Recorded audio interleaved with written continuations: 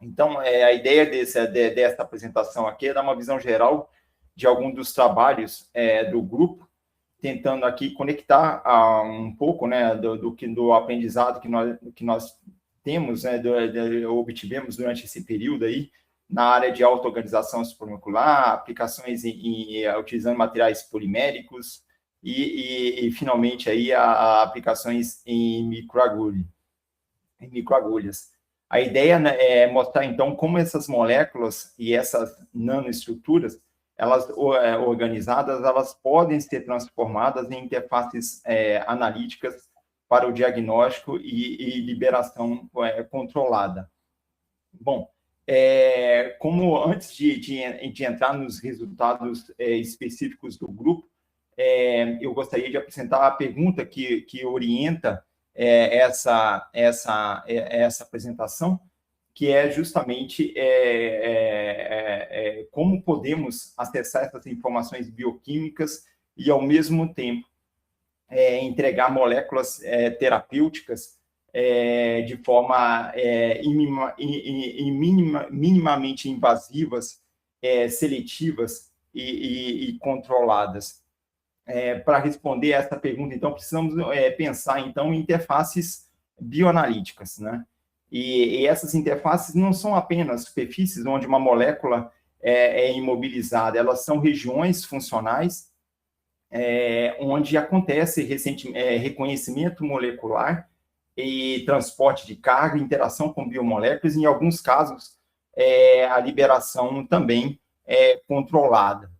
Bom, a nossa estratégia, ela combina, que a gente tem implementado no grupo, ela envolve 4 estágios, vamos dizer assim, quatro estratégias. A primeira delas envolve a questão do conhecimento da organização supramolecular. Então, a gente tem várias biomoléculas que a gente tem trabalhado no grupo, e a ideia inicial foi entender a auto-organização estrutural desse sistema no book. E aí, combinando, e aí passamos para uma segunda etapa, onde a gente combina essas nanoestruturas com alguns materiais poliméricos e sistemas híbridos para aumentar essa questão da interface com a superfície, a superfície transdutora. E aí entra a terceira etapa, que é justamente a questão da interface, né? Então, o conhecimento, o aprendizado que nós tivemos durante esse período, que eu vou mostrar durante essa apresentação, o quanto a gente conseguiu avançar com relação a esse entendimento da interação, da agregação dessas materiais na interface do substrato. E, finalmente, para que a gente possa ter acesso às informações biológicas, a gente precisa pensar em estruturas tridimensionais para ter acesso de informações diretas na pele humana. E aí entramos nessa questão das microagulhas poliméricas. Então, a principal mensagem que eu quero deixar nesse seminário é como que podemos aí utilizar a organização supramolecular, né, de book da interface, para buscar uma plataforma mais funcional para diagnóstico e também para delivery, né, para liberação controlada. Então, para construir, então, essas interfaces funcionais das classes de moléculas que exploramos no grupo, uma das moléculas que nós temos trabalhado são esses grupos de peptídeos, né? Elas são interessantes porque elas combinam a simplicidade química, a diversidade estrutural e essa capacidade de auto-organização. Então, quando organizamos esses aminoácidos em sequências peptídicas, essas sequências elas podem gerar estruturas supramoleculares com diferentes arquiteturas, como folhas beta, estruturas do tipo alfa-hélice, fibras, nanotubos ou agregados anfifílicos, né? Portanto, de modo geral, essas sequências, vamos dizer assim, essas sequências moleculares, elas codificam para a gente a estrutura supramolecular. Então, então, aqui eu tenho diferentes aplicações desses sistemas que a gente pode ter em aplicações tanto em drug delivery quanto em sistemas sensores, como materiais templates, para dispositivos eletrônicos ou supercapacitores. Então, essa figura aqui, ela resume bem essa ideia de materiais peptídicos funcionais, onde a auto-organização ela pode gerar, então, fibras, esferas, nanosbastões, tubos, e com diferentes propriedades, propriedades óticas, semicondutividade, piezoeletricidade, estabilidade térmica e mecânica. E aí, logicamente, tendo essas propriedades, a gente pensa, então, nas aplicações nessas áreas que eu falei anteriormente. Bom, depois dessa visão geral, então, dos peptídeos auto-organizados, escolhi destacar aqui a difelinanina, porque ela foi um sistema modelo muito importante para o nosso grupo. Ela é um dipeptídeo simples, rico em interações aromáticas, ligações de hidrogênio e interações hidrofóbicas. E mesmo com essa simplicidade, ela forma micro e nanoestruturas, né? É um sistema de crescimento fractal. E assim, a difelinanina nos permite correlacionar as propriedades de morfologia, estrutura supramolecular, servindo aí como uma plataforma simples para entender como essa auto-organização ela pode gerar funções. Então, nesse slide, eu mostro um exemplo de como essa diversidade morfológica desses materiais, onde a difelinanina aqui, ela tem esses sítios, né, presente aqui, grupos aromáticos, e essas interações hidrofóbicas, então, ela favorece, na presença de vapor de água e líquido polares, né, você tem a formação de agregados fibrilares, e nós podemos, então, controlar essa agregação, mudando o solvente ou o tratamento térmico. Então, fazendo tratamento térmico acima de 150 graus aí também, a gente observa uma transição de fase. Então, inicialmente, eu tenho um empacotamento dessa estrutura, onde eu tenho 6 moléculas de água ao redor de um conjunto de moléculas de água. O que está em conjunto de moléculas de água são esses azulzinhos, representados aqui nesse slide, são as moléculas de água nucleadas dentro dessas cavidades de difelinanina, formando essas nanoestruturas tubulares, né? Então, aí tem empacotamento do tipo hexagonal, P61, então, quando a gente faz esse tratamento térmico, a gente também tem uma transição de fase desses materiais, ou através do vapor de anilina, no caso, você tem uma ciclização do anel, e essa ciclização do anel, então, muda a estrutura molecular, e você muda o empacotamento cristalino, e você passa de uma estrutura hexagonal para um sistema ortorrômbico desse sistema, e aí um empacotamento aqui, nesse trabalho, a gente indexou como sendo, então, uma estrutura ortorrômbica P2121. Esses sistemas mostrou aí diferentes aplicações, a gente explorou durante muito tempo aplicações dessas nanoestruturas peptídicas baseadas em difelinanina em diferentes áreas aí, devido às suas propriedades elétricas e eletrônicas, na área de propriedades óticas, na área de desenvolvimento de plataformas SERS, em espectroscopia Raman, na parte de eletrônica, onde acho que está tudo, vocês estão me ouvindo aí, né? A parte de eletrônica orgânica. Também utilizamos aí a funcionalização dessas interfaces com fotossensibilizadores e aplicamos isso em terapia, visando potenciais aplicações em terapia fotodinâmica. Aplicamos esses sistemas também como matrizes, né, de interface aí com materiais biológicos, para detecção de diferentes biomarcadores importantes aí para desenvolvimento de sensores e biosensores, e também desenvolvemos sistemas híbridos através da funcionalização dessa difelinanina com cisteína, e usando aí nanopartículas de ouro. A nanopartícula de ouro, então, ela serve para nucleação e crescimento de fibras, então ela diminui o grau de liberdade desses peptídeos ao redor dessas nanopartículas, que promovem essas nanopartículas, então, elas se agregam e você tem formação de estruturas tubulares aí decoradas, né, com nanopartículas de ouro na interface. Então, são metodologias que desenvolvemos durante esse período, foi um aprendizado muito importante para que a gente possamos avançar em um desafio maior, que foi tentar controlar um desafio um pouco abusado, né, mas tentar controlar e prever essas nanoestruturas mais elaboradas usando outros aminoácidos. Então, aí avançamos durante esse período em outras estruturas peptídicas, e aí, no caso aqui, é um octapeptídeo, que, por exemplo, só para ilustrar para vocês, um octapeptídeo que eu tenho de arginina, felinanina alternado. Esse octapeptídeo, ele também possui duas concentrações de agregação crítica. Então, abaixo na primeira concentração de agregação crítica, eu tenho a formação de esferas. Essas esferas, à medida que você aumenta a concentração em solução, elas coalescem e você tem a formação de estruturas fibrilares do tipo amiloide, onde eu tenho a impressão digital aí de uma fibra por difração de raio-x desse peptídeo, onde mostra aí a difração no eixo longitudinal e equatorial, que é uma impressão característica de beta-amiloide. Nós mudamos essas estruturas de arginina, felinanina de positivo para um aminoácido negativo, o ácido glutâmico agora.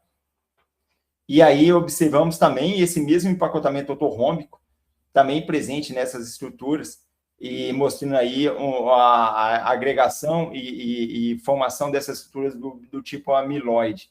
Então, basicamente, a gente aplicou esses sistemas na área de catálise, interações com membranas celulares, visando potenciais sistemas de liberação controlada, e estudamos a interação desses sistemas com membranas, e mais recentemente ainda, passando de sistemas anfifílicos para um sistema que é também anfifílico, mas agora um lipopeptídeo, onde eu tenho aqui variações estruturais, onde, por exemplo, eu tenho aqui uma cauda hidrofílica, uma cabeça hidrofílica e uma cauda hidrofóbica. Então, variando essa razão de empacotamento, de empacotamento, fator crítico de empacotamento desses peptídeos, eu tenho controle desse controle, dessa morfologia, desse polimorfismo que esses materiais apresentam. Então, se eu tenho aí, aqui é uma prolina, arginina, um triptofano e uma glicina ligado a aí uma cadeia C18, com uma cauda, duas caudas. E aí, o que acontece é que, devido a esse arranjo, você tem, ambos os casos formam estruturas micelares, e quando a gente substituiu essa arginina pela lisina e adicionamos aí um GCP, que é um aminoácido sintético, um aminoácido parecido com a arginina, né? Você tem um anel de pirrol aqui no meio dessa estrutura, que abaixa bastante o pKa desse aminoácido, e isso aumenta muito a ligação de hidrogênio e o fator de empacotamento dessas estruturas. Então, esse sistema deixa de ser um sistema micelar agora para ser um sistema cilíndrico, onde eu tenho um maior empacotamento entre as estruturas desses materiais. E colocando duas caudas agora nessa cabeça, a gente tem um arranjo mais linear, e aí nós temos a formação dessas micelas, né, ou micelas gigantes, ou sistemas lamelares, né, pensando em sistemas 2D, desses materiais. E aí a gente avançou ainda mais durante esse período no entendimento dessa organização estrutural no BUC, e aí passamos para os sistemas bolanfifílicos, onde eu tenho aí as cabeças hidrofílicas e no meio sítios hidrofóbicos, então leucina, aqui a felinanina e a arginina. Então, e esses sistemas formam estruturas do tipo folhas beta. Também substituímos por ácido glutâmico, caso de carga positiva e negativa. E aí também esses sistemas formam estruturas lamelares, e com o passar do tempo, você tem o fechamento e estruturas tubulares.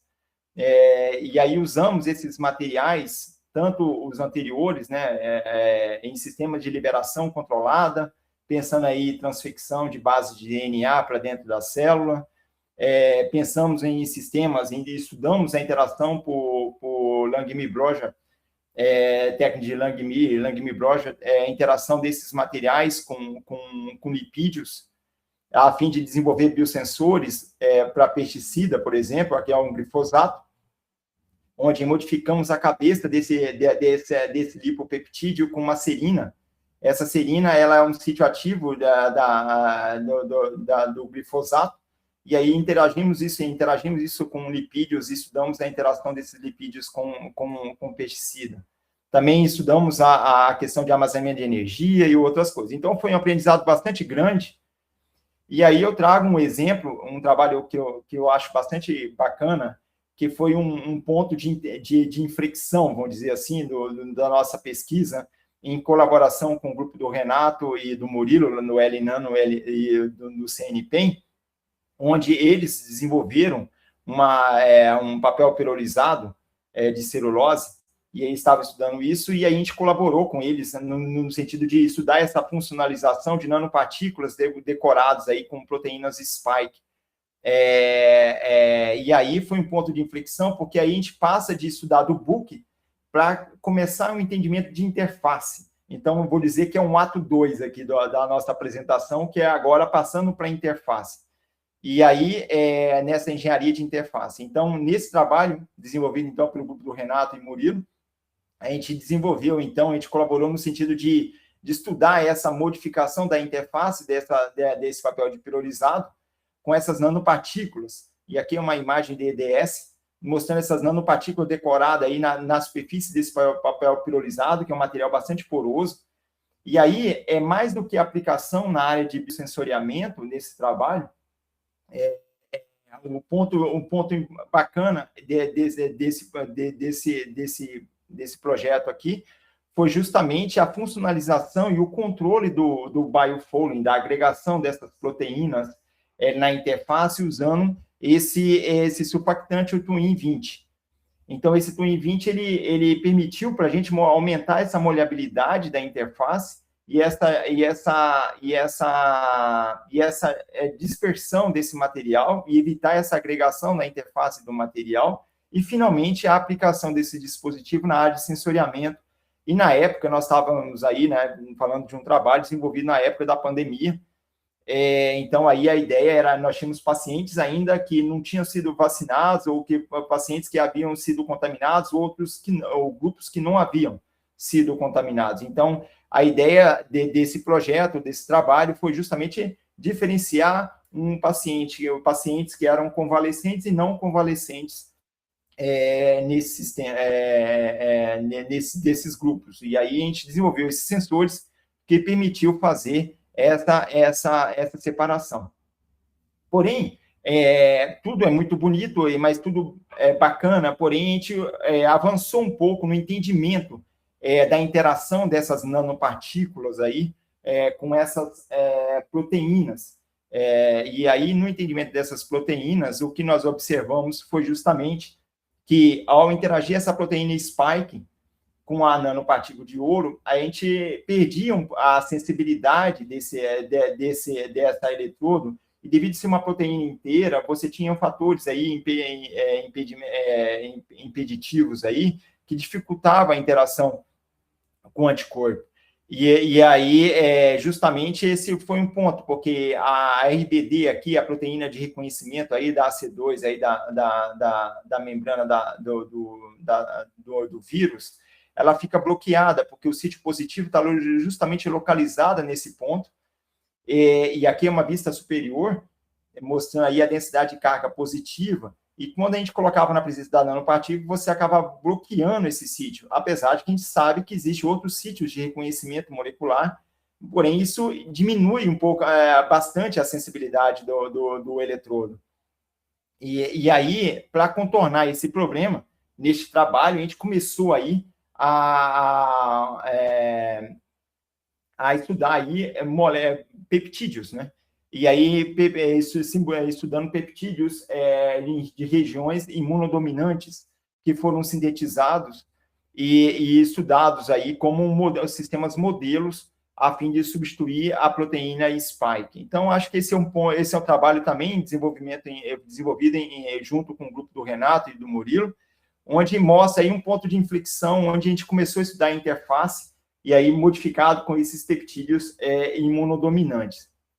E só para trazer um pouco dessa engenharia, então, a gente avançou no entendimento dessa interface, e aí, nesse ponto, a gente traz aí um trabalho onde a gente trabalhou nessa engenharia de interface a fim de, bom, eu tenho que buscar aí uma orientação melhor com relação a essa spike, né, que tem carga negativa na base e positiva na cabeça.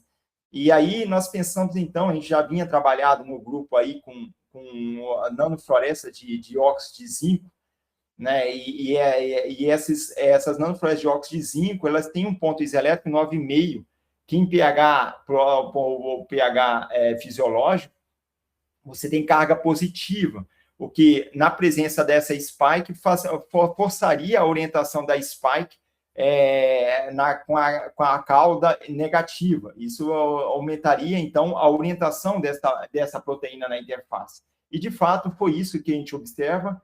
A gente funcionalizou essa interface tanto com a spike proveniente que a gente chama de Y-type, proveniente de Wuhan, e também, naquele período também, né, a gente tínhamos aí a variante gama, que é a P1, que foi uma das variantes aí depois da Wuhan.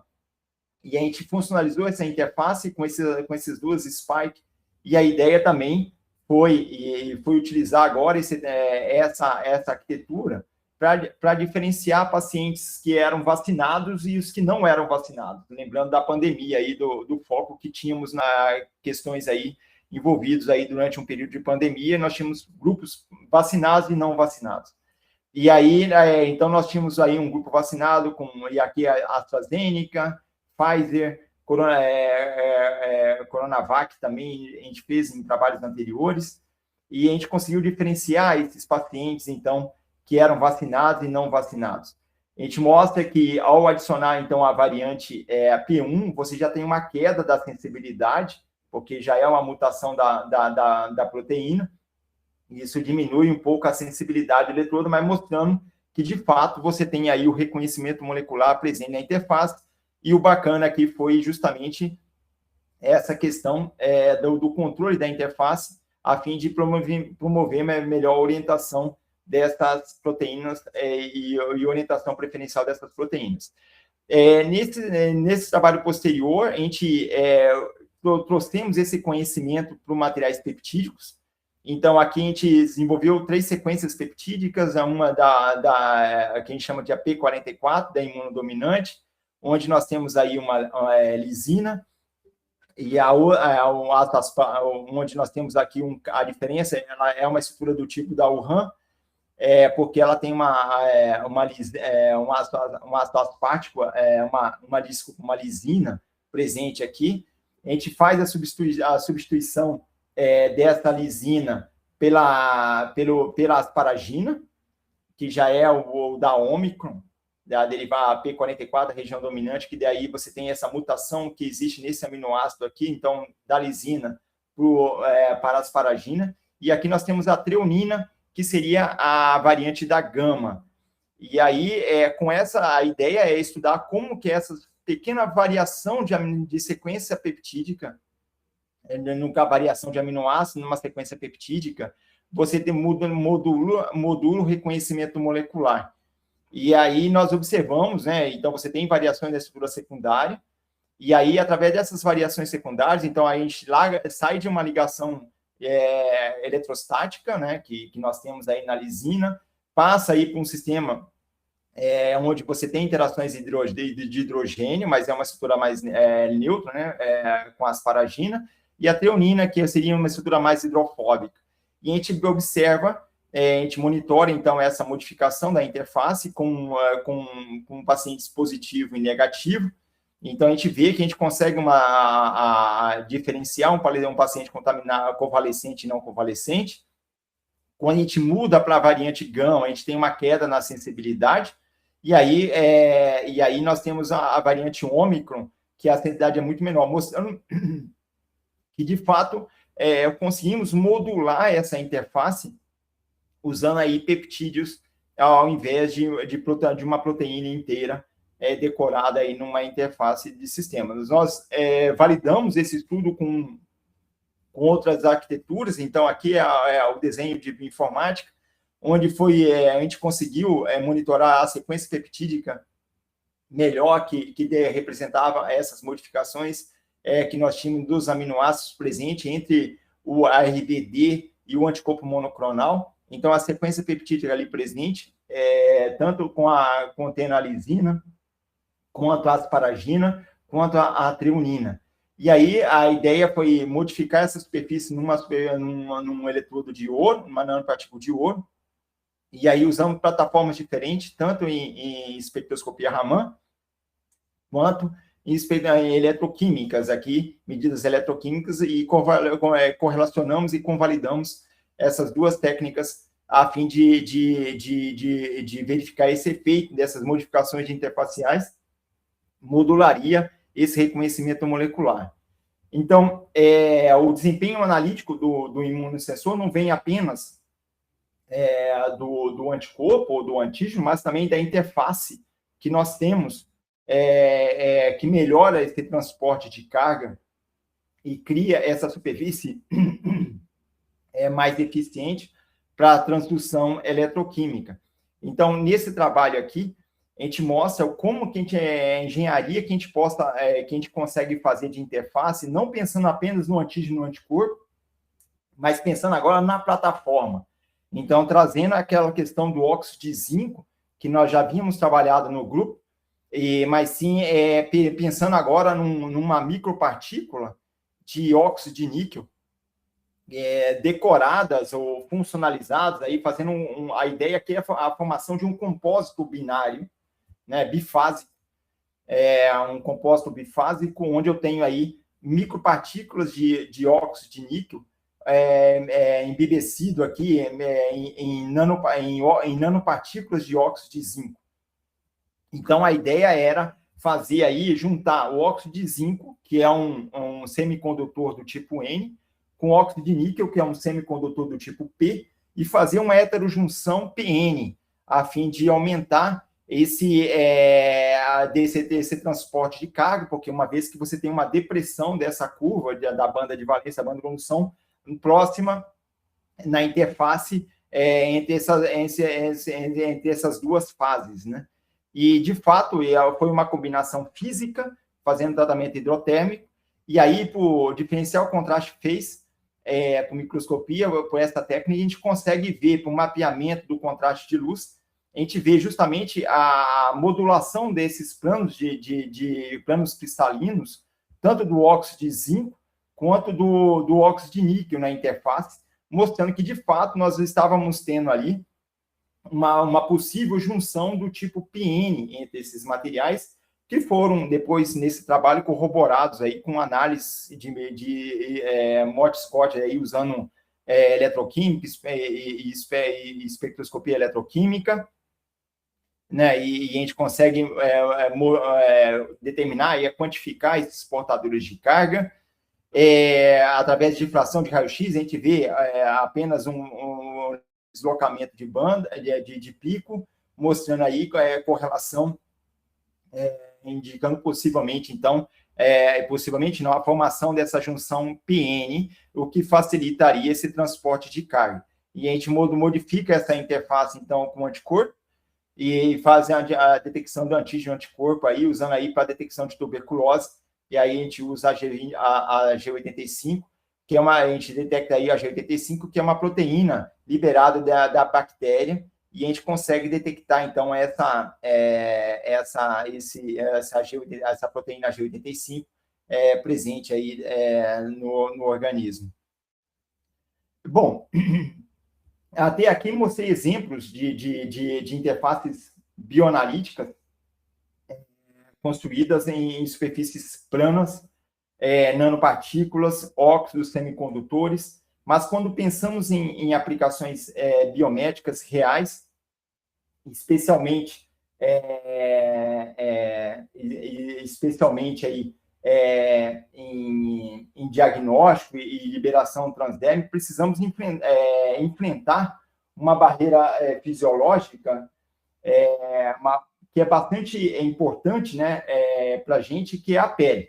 A pele não é apenas uma superfície, ela é uma estrutura multicamada, onde nós temos aí a epiderme, a derme e principalmente o extrato córneo, que é a principal barreira, né, de permeação de moléculas. Então, se queremos desenvolver plataformas para diagnóstico ou liberação controlada, precisamos pensar, então, nesses materiais capazes de interagir com essa barreira sem causar danos significativos. E é neste contexto, então, que entram, então, as microagulhas. Então, as microagulhas são estruturas micrométricas capazes de determinar, aí, de atravessar o extrato córneo e criar esses microcanais, vamos dizer, microcanais temporários para a liberação de moléculas ou acesso ao fluido intersticial. Existem diferentes tipos de microagulhas, sólidas, dissolúveis, ocas, revestidas, responsivas. Cada tipo é adequada a uma aplicação específica, como drug delivery, biosensoriamento, vacinação e coleta de amostras também. Então, essas microagulhas, ela tem dimensões na área de tamanhos micrométricos, de até 1.200 micrométricos, a fim de que elas atravessam o extrato córneo e não entram em contato com as células, né, que são responsáveis pela dor. Então, é possível criar aqui microagulhas que são vestíveis, né, e conseguem liberar drogas ou coletar amostras do fluido intersticial e aí ter informações aí de diferentes biomarcadores importantes aí para a nossa saúde. E também para a liberação de vacinas. Existem diferentes formas, para o nosso grupo aqui, as microagulhas são uma forma de transformar esses materiais em interfaces bioanalíticas em dispositivos tridimensionais capazes de interagir, então, diretamente com a pele. Então, aqui é uma metodologia que a gente pode, de fabricação, que a gente usa no grupo, que é uma de moldagem, que tem aí um molde de PDMS, que a gente pode modular preencher esse molde negativo, então, com um polímero, que seja um polímero que a gente funde isso, faz um processo de annealing, e aí você tem aí um processo de desmoldagem, e aí e tratamento, moldagem e remoção, né, dessas microagulhas e obtenção dessas microagulhas. Outra forma é por impressão 3D, mas existem outras formas aí também de preparação. Esse slide aqui, ele mostra a evolução histórica dessas microagulhas. Esse conceito ele aparece há bastante tempo na literatura, mas a área ela ganhou força principalmente quando as microagulhas começaram a ser exploradas aí para a liberação transdérmica de fármacos e vacinas. O ponto que quero destacar aqui não é a cronologia em si, mas é a mudança de função. Então, as microagulhas deixaram de ser apenas uma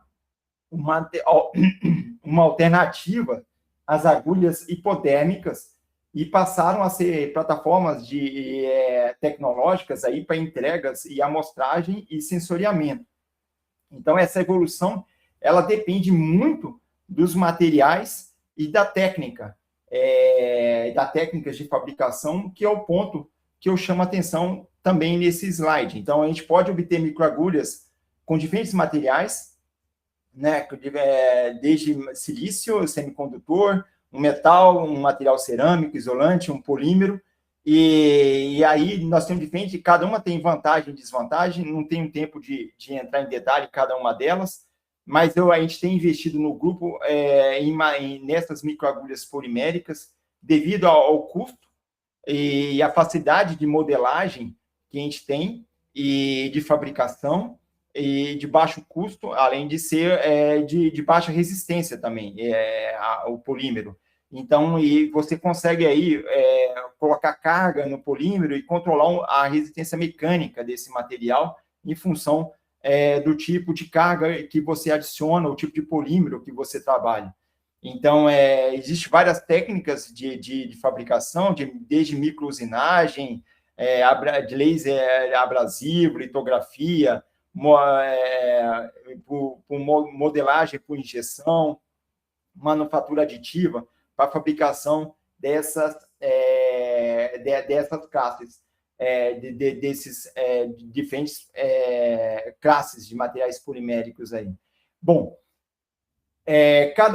podemos usar aqui, basicamente a gente tem trabalhado então com polímeros, e polímeros, nós temos os polímeros naturais, que a gente pode ilustrar aqui a gelatina, o colágeno, polímeros sintéticos, semissintéticos, que é a quitosana, sintéticos, polivinil álcool, polipirrolidona, materiais biodegradáveis e polímeros biodegradáveis e intumescíveis também, que seriam a carbonometilcelulose, o dextrano, seria o exemplo desse tipo de material. Cada classe aqui oferece uma propriedade diferente. Algumas são melhores para dissolução rápida, outras para liberação sustentada, outra para estabilidade mecânica, então, e outras formas de matrizes capazes aí de aumentar a condutividade, desde que a gente trabalhe aí com matrizes híbridas ou sistema ou compósito para aumentar e estudar essa aplicação. Logicamente, o desempenho de uma microagulha não depende apenas do tipo de material, é esse slide que eu trago para vocês aqui. Ela depende também da combinação entre geometria, resistência mecânica, capacidade de inserção, carregamento e liberação, biocompatibilidade, fabricação e segurança. E isso são diferentes variáveis que nós temos aqui, que a gente pode estudar e correlacionar, que a gente precisa compreender quando a gente pensa no processo de fabricação dessas microagulhas. Então, de forma geral, existe um equilíbrio entre o aspecto que eu chamo de alvo, de resistência e de dor. Então, para atingir um alvo biológico, precisamos controlar o comprimento, o diâmetro, o ângulo da ponta, o formato, o número de microagulhas e o tipo de material. Porém, se a gente pensar mais aí, nós temos alguns probleminhas, mas ao mesmo tempo que essas escolhas influenciam de forma bastante precisa aí, com relação à inserção, à resistência mecânica e a possibilidade de causar aí um desconforto humano. Então, neste trabalho que a gente desenvolveu no grupo, a gente trabalhou com diferentes materiais poliméricos. Então, aí onde a gente tem diferentes tensão de escoamento, aí nós temos alginato, gelatina, ácido hialurônico, fluorana e fibroína e PVP. E aí nós estudamos aí a fabricação dessas microagulhas e como esse módulo de elasticidade e a tensão de escoamento, ela influencia no processo de fabricação e principalmente nos ensaios de resistência mecânica. Então, neste trabalho, a gente mostra aí, foi um trabalho desenvolvido por José Eduardo durante o doutorado dele, no nosso grupo, e a gente estabeleceu aqui que a base, primeiro, as microagulhas precisam ser mecanicamente confiáveis, né? Depois, ela pode ser funcionalizadas para entrega e detecção de biomoléculas. Então, neste trabalho, a gente usou para drug delivery, usando aí porfirinas como fotossensibilizador para terapia fotodinâmica. E aí estudamos esse processo. Então, desenvolvemos um protocolo de caracterização de resistência mecânica, de ensaios antes e depois dos ensaios mecânicos. Aqui, depois do ensaio de compressão, a gente observa essas deformações que a gente tem nas pontas dessas microagulhas, são deformações elásticas, que acontecem na ponta, na interação com o substrato, e estudamos o processo de inserção na pele e como a formação dessas cavidades formadas na pele, que são esses microcanais, usando aí o parafilme como sistemas modelos. E um trabalho mais recente, desenvolvido agora no grupo, pelo Rafael, a gente estudou, aí um trabalho submetido aí para publicação, está em análise, a gente estudou aí diferentes geometrias e aí por estereolitografia. E aí a gente usou a resina por impressão 3D, a gente estudou as estruturas cônicas e piramidais, desses materiais, estudamos o espaçamento, diâmetro da ponta, diâmetro da base, distância entre essas agulhas e a geometria entre elas. E o que a gente observa quando a gente imprime essas microagulhas direto de uma impressão 3D? Nós observamos uma perda da fidelidade com relação ao projeto que nós tínhamos de base e de ponta de agulha, que nós tínhamos desenvolvido isso no CAD. Então, quando entre o projeto que você faz de dimensão da ponta e da base, quando a gente faz o processo de impressão 3D, a gente tem uma perda dessa fidelidade dessas informações. E quando a gente compara com os dados experimentais medidos experimentalmente, a gente vê um aumento bastante significativo dentro do projeto que foi fabricado e da medida real da ponta e da base, por exemplo. A gente observa aí um aumento, dependendo aí da dimensão que nós temos da base de 300 a 900 micrômetros. Então, a da base que eu estou falando é essa base aqui, a da microagulha. A gente tem aumento de 50% com relação à perda da informação. Então, ou seja, entre o valor que você projetou de base, você tem aí um aumento dessa base. Isso se deve justamente por estereolitografia, você tem a difusão da luz. Então, quanto mais estreito for o seu objeto de impressão, mais difusão da luz você vai ter, e aí o processo de cura, ele fica um processo mais retardado. E aí você tem um arredondamento dessa ponta e um aumento dessa base. E isso afeta literalmente a questão das propriedades mecânicas, que é o objetivo principal. Então, o diâmetro da base, ele aumenta essa capacidade de... então, quando um dos resultados também obtidos nesse trabalho foi a informação de que, aumentando o diâmetro da base, aumenta aí a capacidade de suportar carga desse material. Então, a gente estudou a razão de aspecto da base e comprimento e correlacionamos isso ao longo... Deixa eu ver só o tempo aqui. Temos mais 10 minutos. Então, relacionamos a correlação dessa razão de aspecto ou a razão de esbeltez que nós temos entre a ponta e a base e a altura desse objeto. E aí variamos as correlações com a distância, e aí a gente observa que aumentando a altura, a gente aumenta essa razão de esbeltez, que promove aí uma instabilidade relacionada à flambragem, que é justamente essas deformações elásticas e inelásticas que pode acontecer na ponta da microagulha. E a gente corrobora essas medidas aqui, a gente verifica que aumentando o diâmetro da base, aumenta a capacidade de carga, aumenta a altura, aumenta a razão de esbeltez, porém a carga crítica ela fica menor. Você tem uma diminuição da carga crítica, isso de uma certa forma, isso é bom, porque aumenta a penetração na pele.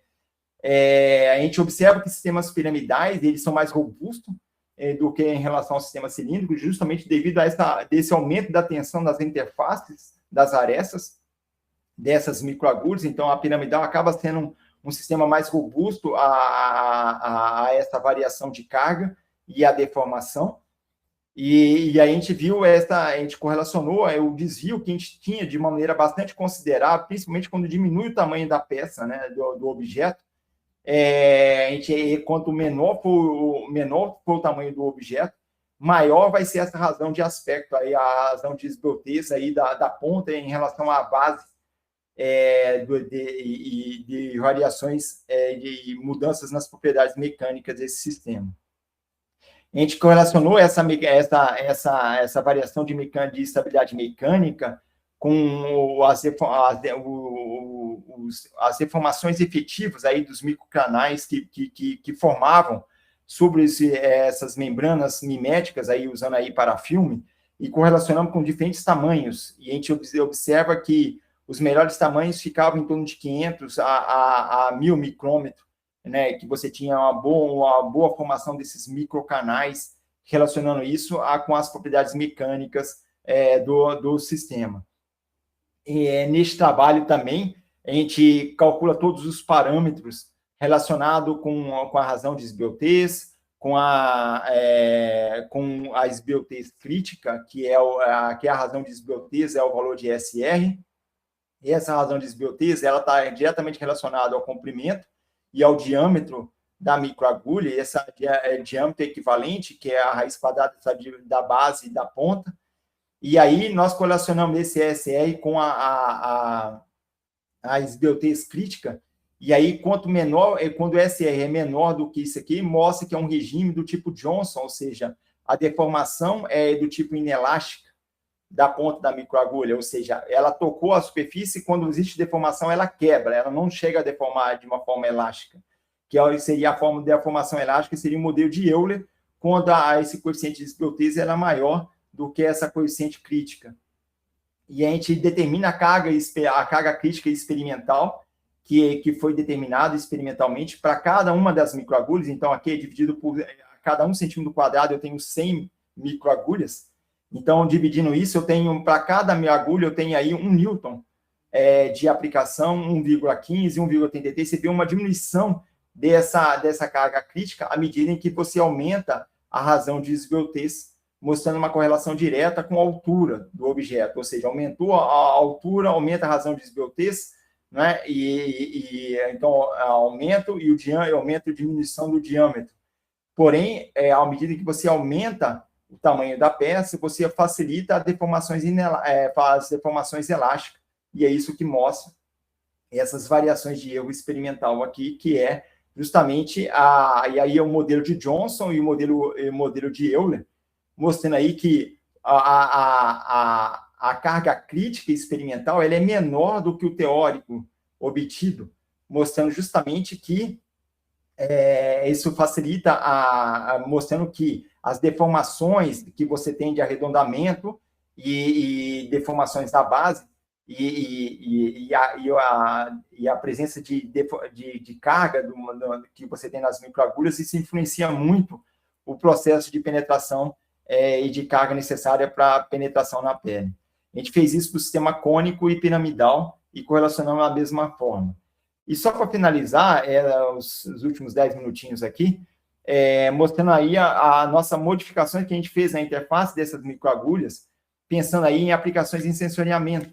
Então, aí, além de todas as propriedades que eu mencionei anteriormente para drug delivery, pensando agora em sistemas de sensoriamento, além das propriedades mecânicas, nós temos a questão da porosidade, né, da condutividade elétrica, da imobilização, do anti-fouling, que ela deve ir da biocompatibilidade, que são propriedades importantes aí, pensando aí num dispositivo vestível, que esses sistemas eles podem ser utilizados e que pode ser aplicado no futuro próximo. E aqui eu mostro uma microagulha que a gente tem trabalhado na forma de hidrogel, onde nós mostramos a correlação que nós podemos ter de tensão, de força, deformação, tenacidade, condutividade, e o grau de gelificação, né, a reticulação que a gente tem em função do polímero que a gente trabalha. Então, variando a reticulação, eu tenho que buscar maximizar todas essas propriedades ao mesmo tempo, se a gente quer desenvolver aí um dispositivo que seja vestível, que seja possa aplicado aí em eletrônica, em eletrônica com biosensores eletroquímicos. E aqui é um trabalho, então, do trabalho da Ana Carola, de doutorado, a gente trabalhou, então, com as microagulhas, a gente vem trabalhando, então, com as microagulhas funcionalizadas com polímeros condutores, e aqui, nesse trabalho que ela fez, a gente variou a porcentagem de polipirrol de 10 milimolar, 25 milimolar, 50, 100, 200 milimolar, e como a superfície, o polímero, ele é hidrofóbico, em contato com a superfície, devido à tensão superficial, ela forma esferas, e você tem uma percolação da carga em função dessas interações de esferas aí, e você tem formação de camada. A gente estudou aí como essa concentração, ela poderia, a melhor correlação que a gente poderia ter, melhor percolação de carga e transporte de carga nesse sistema.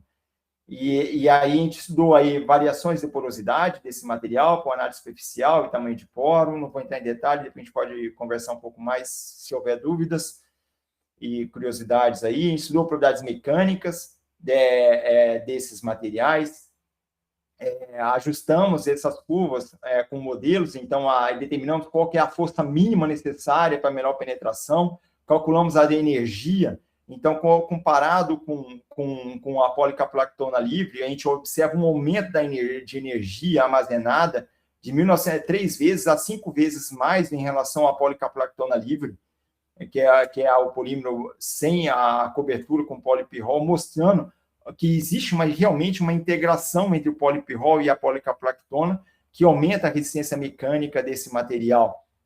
Né? Aqui é a velocidade com que você tem essa deformação da curva, né? E a gente analisou que essas deformações, essas velocidades de deformação, elas são de maneira, elas crescem de forma gradativas, né? E não tão acentuadas quanto a mostrada anteriormente. E aí a força mínima necessária para aplicação e penetração na pele, todas essas concentrações dessas microagulhas atingem aí uma penetração na pele de 400 micrômetros, mostrando uma boa penetração na pele, capaz de atingir aí a epiderme e obter informações aí do extrato córneo. A gente fez a caracterização, estudando a policaprolactona, é um polímero semicristalino. Estudamos a questão da cristalinidade, como que a cristalinidade influencia nas propriedades mecânicas desse material, correlacionamos isso com a porosidade. E aí, por espectroscopia Raman, a gente foi estudar a questão do transporte de carga. Então, aí estudamos 2 comprimentos de onda.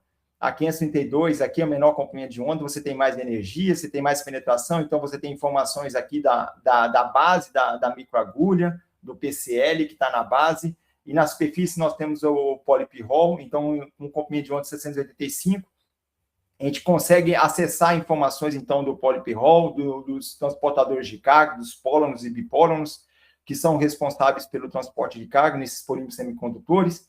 E a gente vê aí bandas de ressonância correlacionando, então, com a condutividade elétrica, que foram medidas também dessas microagulhas. A gente chega numa relação ótima, que é a 50 milimolar, é a que melhor mostra uma modificação o antes, ela funcionalizada com anticorpo agora, então eu tenho aqui a microagulha funcionalizada com um anticorpo monoclonal para detecção do interferon alfa, que é uma citocina aí presente aí no fluido intersticial. E aí nós temos o antes e o depois da funcionalização, com aí a detecção do anticorpo, e aí a gente observa que a de 50 milimolar é o que tem melhor discrepância entre o antes e o depois. E a gente utilizou essa arquitetura aqui para desenvolvimento do biosensor. E aqui, por microscopia de fluorescência, a gente observa o antes e o depois da funcionalização com o anticorpo e a detecção do antígeno. E o que a gente observa por espectroscopia de impedância é um incremento, então, da resistência de transferência de carga desse semicírculo aqui, mostrando e quantificando, então, a quantidade de antígeno presente. Isso foi detectado, variando, então, a concentração do antígeno, comparado com o teste de ELISA, que é o teste comercial já utilizado aí para a detecção de interferon alfa. E aí a gente observa uma boa correlação entre o dado eletroquímico com uma medida de ELISA, que já é utilizada como teste.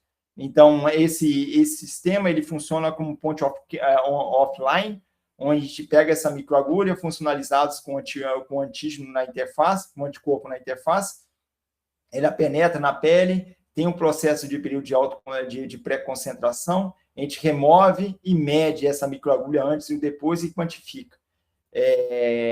Então, mostrando aí que tem potenciais aplicações aí para a detecção de interferon alfa, e também é um sistema modular que pode também ser aplicado para outras citocinas presentes aí.